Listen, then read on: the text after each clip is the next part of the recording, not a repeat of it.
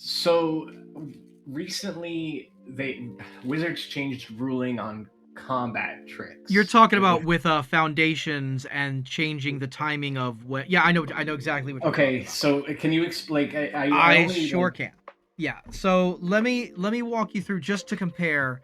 I want to make sure we're on the same page of how combat used to work, and then I'll show you how they changed it. Okay, So okay, I am attacking with a 3/3 creature. Okay. right. I'm attacking with this 3/3. You double block with two 2/2 creatures. Right. Hmm. Now, the way combat used to work is the moment you declare these blockers. So I declared attackers, we pass priority, we go to declare blockers. Turn-based action at the beginning of declare blockers, you declare these two creatures to block my 3/3, right? Immediately, as soon as you've declared all your blockers, I have to decide the order in which I'm going to deal lethal damage. Right? Correct. So this is creature A, this is creature B. I have to say I intend to deal lethal damage to creature A. I don't have to give a number yet because we don't know what you could change its toughness before I actually deal damage, but I have to tell you the order in which I intend to deal lethal damage, right? So Right. I've locked it in. So now if you don't do anything when we go to damage, I'm gonna assign at least lethal damage to creature A before I'm allowed to touch creature B, but I don't have enough to kill B. Now, with that knowledge, before we go to damage, you could giant growth creature A and give it +3/+3, right? Correct. So now it's a 5/5. So not only did I not kill A, but I also can't touch B at all, right? So that's how it used to work. And even then, so because of that, I would have to deal all at least lethal before I could touch the other one, and I had to do it in the order that I said I was gonna do it, right? Now, the Right. way that they've changed it, this is how it's changed, is that I declare my attacker. All right, we check for triggers, we pass priority, we go to declare blockers. You go to the turn-based action of declaring blockers, and you say, I'm gonna block with both of these 2/2s. In that moment, I don't have to tell you a thing. I don't have to tell you any of my intentions at all of how I intend to deal damage. Okay? Oh. We don't do that until we actually go to the damage step, which means with zero knowledge of what my intention is, if you have that giant growth, now you've got to go, oh, well, which one do I want to save? Or do I even want to waste it on trying to save one? Now, if one is more important than the other, certainly you're going to giant growth that. So Right. you're going to Right. go, Right. oh, well, this one has a static or has a trigger that I like, so I'm going to giant growth that one. Cool. Well, Hmm. now that you've done that, when we go to damage, I'm just gonna bonk three for B for 3 damage and kill it. Right now, Possibly going down. that's one way that they changed it. Another way that they changed it. Here's a crazy thing. Here's another thing.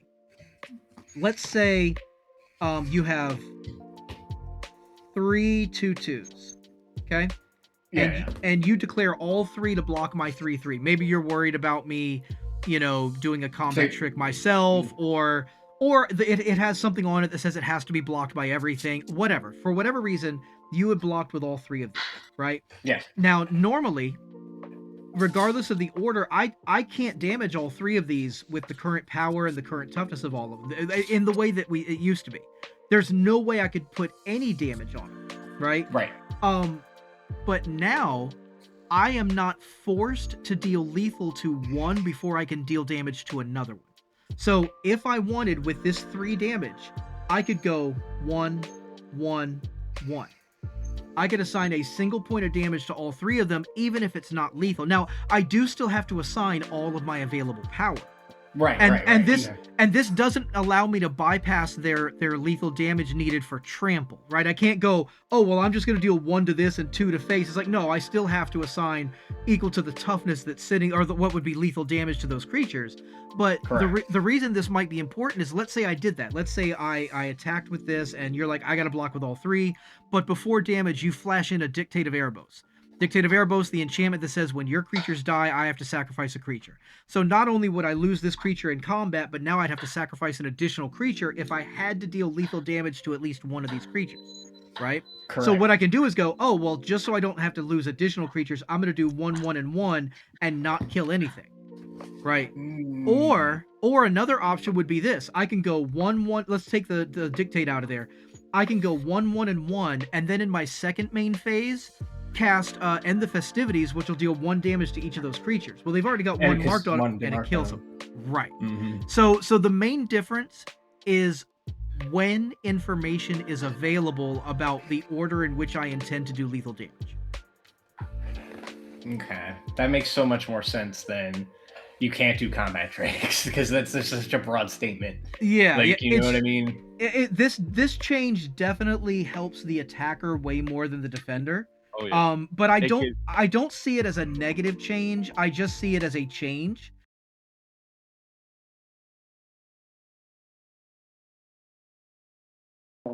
No, my question is, I just recently got the card Paradise Mantle. It's an artifact that lets you put it equips for 1. It's a 0 drop. Yeah, and it gives the creature the ability to tap for mana. Yeah. Right. If I have it equipped to Glarb and I go to Surveil, can I float the mana or no? Let me double check. Glarb, I can Surveil 2 with Glarb by tapping him, but if I have Paradise Mantle attached to Glarb, can I tap him and float the mana and still Glarb, Surveil? Calamity's Augur. May look at the top card. You may play tap to Surveil 2.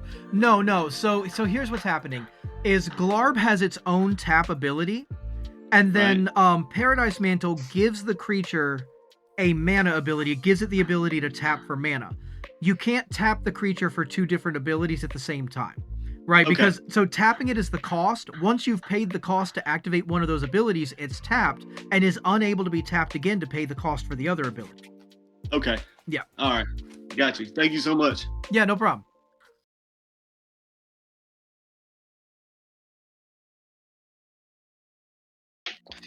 It's actually kind of funny. I was literally in a game the other day. I was like, "Dang, where's that guy who like makes the spell tables and says answering your rules questions?" I'm gonna pull out the card so I can kind of have some visual representation. Sounds good. So if I have Flash enabled, right? Say High Fate Trickster on the field. Sure. And I have 2, say, artifacts, like mana positive artifacts, say like a Mox Opal that's online or something, a Soul Ring, just for sake. Okay. And can I respond to my copy of Chain of Vapor on the stack if I'm sacking lands by casting a spell on top of it? Gotcha. So hang on. Chain of Vapor. Let me make sure I get the exact wording on this. Return target non-land permanent to its owner's hand. Then that permanent's controller may sacrifice a land. If the player does, he or she may copy the spell and may choose a new target. Yeah. So what happens is once Chain of Vapor starts resolving, it does everything that it's going to do, right? So it returns a non-land permanent and then gives that permanent's controller the option to sacrifice a land. And then if they do, it puts a copy of itself onto the stack. Now all of that happens with no opportunity for like you can't respond in between sacrificing a land and putting the copy on the stack or something like that, right? But what happens is once that Chain of Vapor has resolved, there is now a copy of itself on the stack that has to resolve separately like anything else on the stack would. So there is an opportunity there's passing priority and there's an opportunity to take an action before that copy resolves. Correct. Okay, good. That's really the question I had, because I had a very tight last chance win line with Kinnan that involved me generating mana by sacking all of my lands with my own Chain of Vapor and looping artifacts to get like a Hullbreaker Horror in so that I could then do it without it. Okay. Got it. All right, awesome. I just wanted to make sure because yeah, no problem.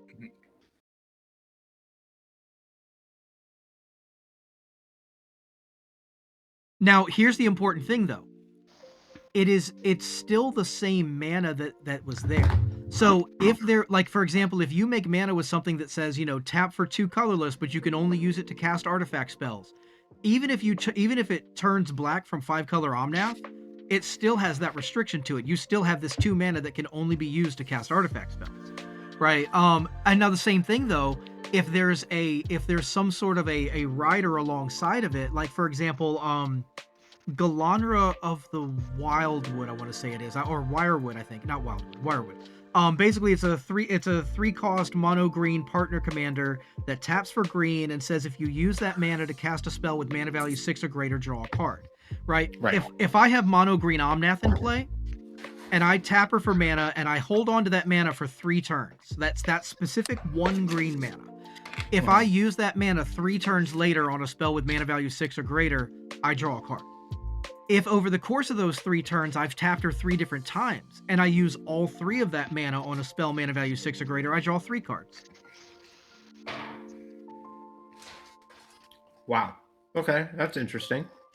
Here's the one though, is that so like Nyx Bloom Ancient, for example, says, you know, whenever you tap a permanent for mana, you make 3 mana of that instead. Right? So Nyx Bloom Ancient is not creating mana. Nyx Bloom Ancient is replacing what the original source is making. So like if I have Galanra in play, the one that would draw me card if I spend it on 6 mana value or greater, and I have Nyx Bloom Ancient, I tap Galanra, all 3 of the mana that she is now making has that ability on it, and for each of that mana that I use on a spell with mana value 6 or greater, I draw a card. So you draw 3. I would draw 3 if I used them all on the same spell. Correct. Now then, just to compare the difference, let's look at Kinnan Bonder Prodigy, for example. Right, Kinnan Bonder Prodigy doesn't replace the mana that's being made similar to how Nyx Bloom does. Kinnan Bonder Prodigy is a triggered mana ability. And so it sees you tapping that non-land permanent for mana and goes, oh, that's cool, I'm going to give you a mana.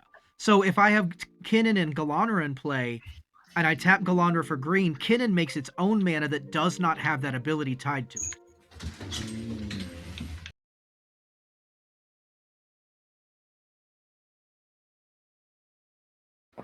Galanra is one of the partners for what is easily my strongest casual deck.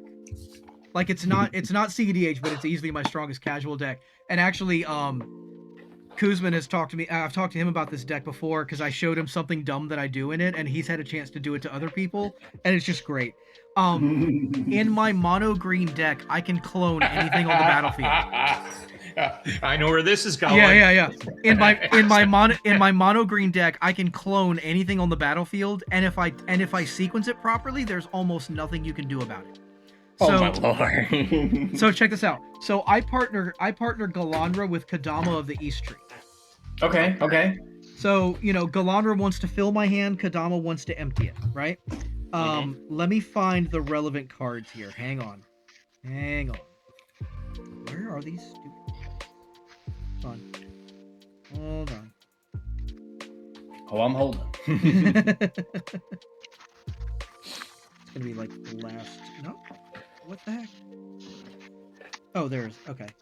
There it is. And then where's the other?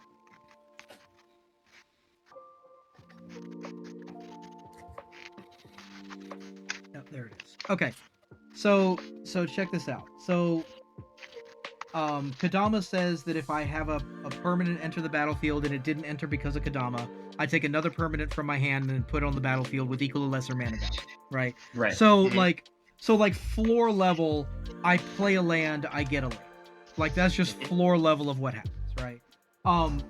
So let's. It's already crazy. Oh yeah. So let's say I have a permanent enter the battlefield. You know, mostly innocuous, nothing too crazy. Let's say, I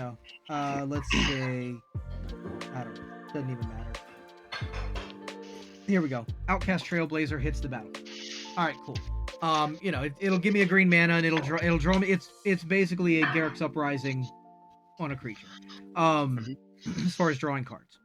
Mm-hmm. Now I have a Kadama trigger to put something on the battlefield from my hand with equal or lesser mana value. Now, let's say you have an incredibly powerful commander. You're running Joda, right? You're running, legendary Cascade Joda. And it's not actually Cascade. There's a key difference there, but I'll get into that later. And it's scary. Like, it needs to be dealt with, right? And anytime that somebody's targeted it with something, you've counterspelled or you've protected it somehow, you've given it hexproof and shroud now, whatever, right? I'm like, cool. Did y'all ever see the Don Cheadle Captain Planet videos?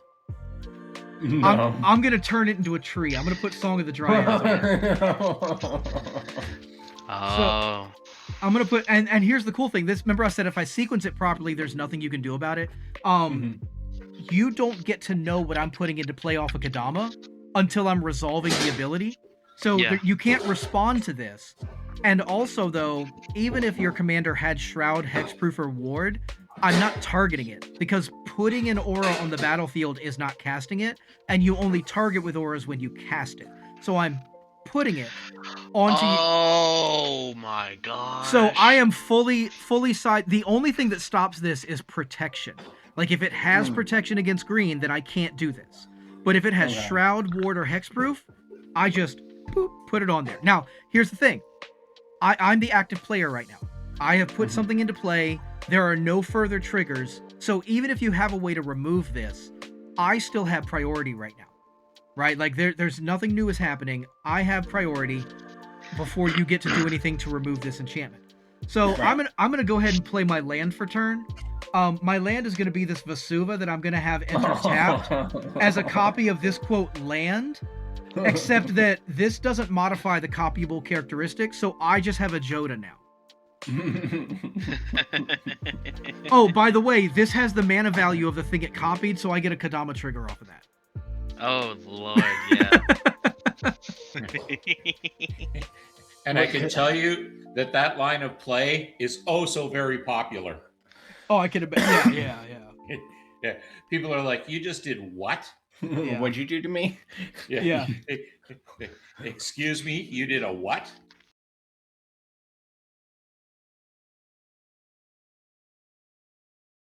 So I have a question with the Tali. Which one? The mono red or the red green? Red green. Okay. Red green. What happens when a Tali player dies with the permanents that they stole from you? Do they go back to exile or do they come back to play? Because I keep hearing both. Yeah, gotcha. Not So really sure. when it comes to a player leaving the game, either because they lost, they conceded, whatever, and they controlled something that they don't own, what happens to it depends on how they gained control of it. So what happens is, when a player leaves the game, obviously everything that they own in the game, they take with them. As far as things that they controlled but didn't own, by default, it will revert back to the most recent still active control effect. So, for example, if I active treason and steal your creature that you already had in play, and then I leave the game during that turn while I had control of it, the most recent still active control effect is you. So I give it back to you. It just goes back to your under your control, right? But if I stole something from you in some other way, either I stole it from your graveyard, I reanimated it, or Etali and I cast it from, exiling it from your library, or any of those things, right? If there is no previously still active control effect, it just goes to exile forever. So with all the things, with all the permanents that Etali would have stolen, would have cast, if that player leaves the game and they still control things they didn't own, anything they got off of Etali just gets exiled because there is no previous control effect to revert back to. Yeah, then okay, we're in agreement. I was correct then. But yeah, this guy was really arguing with me that his Ristic would come back to his into play, and I was like, I'm pretty sure. No, it's just an exile. No. Yeah, the difference would be like if he had a Ristic Study and I confiscated it, which is a blue enchantment that gains control of the permanent. Then it would come back. Absolutely, because that's the most recent still active control effect. But no, in the case of Etali, it just goes to exile. Yeah. Cool. That's what I thought. But yeah, the whole lobby was split. Nobody really knew what happened. Sure. So yeah, that's one of those things that's not super intuitive if you don't already know what it is. Like, you could make a reasonable argument for both sides of it that seem like that's how it should be. But yeah, if you just kind of do a quick search of the rules, both are correct. So it's like, all right, well, what one actually happens here? Yeah.